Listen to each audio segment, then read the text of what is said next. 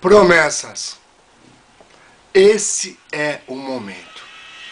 Vamos entender o que são promessas. João 2, de 1 a 7, dá claramente uma visão do que é promessa. Mas eu vou falar de promessas. 3 dias depois, houve um casamento em Caná da Galileia. Estava ali a mãe de Jesus e foi também convidado Jesus com os seus discípulos para o casamento. E tendo acabado o vinho, a mãe de Jesus lhe disse: eles não têm vinho.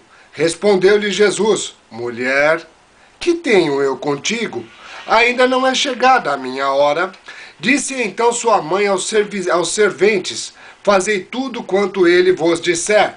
Ora, estavam ali postas 6 talhas de pedra para a purificação dos judeus, e em cada uma cabiam 2 ou 3 metretas. Ordenou-lhe Jesus: enchei de água essas talhas, e encheram-nas até, deixa eu ver que quanto? A boca. Nada mal.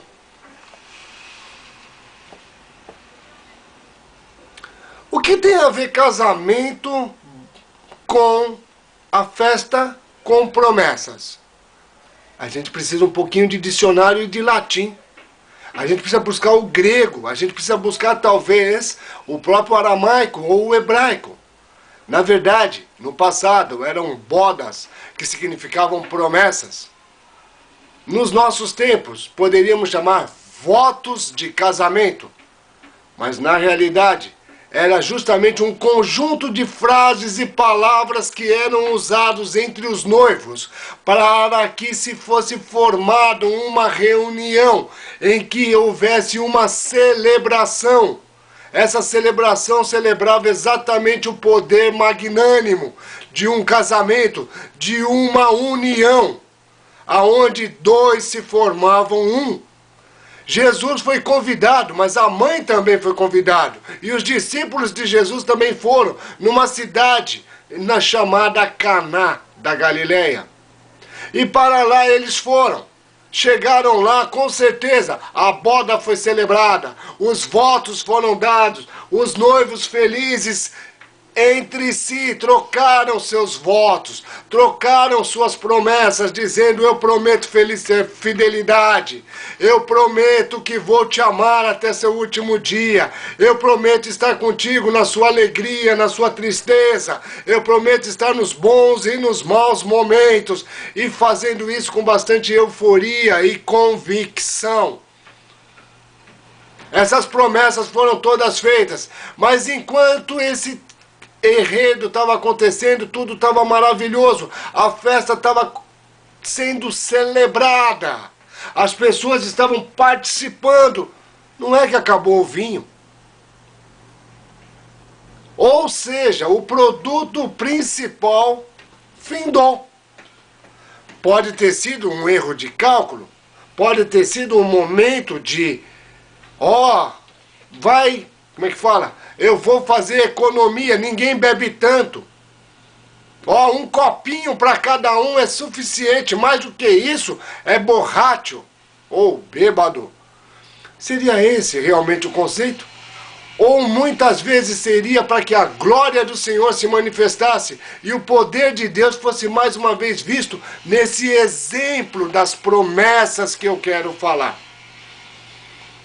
A mãe de Jesus, de alguma forma, era uma pessoa atenta e percebeu o fato de que o vinho não era mais servido. E foi direto ao seu filho Jesus e comentou essa observação. E da observação ele ouviu claramente uma palavra doce de um filho amado para sua mãe. Mamãe, mulher, você é especial. Eu entendo o que você diz, mas o responsável por esse não sou eu. O responsável é o noivo. Só que a mãe entendeu o princípio e disse para os serventes: presta atenção e fazei tudo o que ele determinar. 6 talhas, 40 litros cada uma delas comportava. Jesus disse claramente: enchei-as de água. Eles obedeceram, eles ouviram primeiramente e tomaram a decisão de colocar água. Ao colocarem água, eles só estavam se submetendo à vontade de alguém que tinha um propósito. Em outras palavras, eles tinham certeza absoluta que estava pondo água dentro de uma vasilha que comportava 40 litros, mais ou menos. 6. 5, mais um. Resultado. Jesus, após todas estarem cheias até a borda, pediu um favor para os serventes. Tomai um pouco deste líquido e levai para que o mestre sala, ou seja, o que nós chamaríamos hoje do mestre de cerimônia, o anfitrião, o responsável pela condução de todo o processo, o que deveria ter percebido que o vinho acabou, dê a ele para que ele o prove. E eles também o fizeram da mesma forma. Eles sabiam que levavam água, mas o que recebeu não questionou o que é que estava sendo oferecido. Ele falou, prove, e ele provou. Quando ele provou, ele tomou uma iniciativa interessantíssima. Ele chamou um noivo, que estava lá, todo alegre, feliz, saltitando, junto com sua noiva, e declarou o seguinte para ele: todos servem o melhor vinho ao iniciar.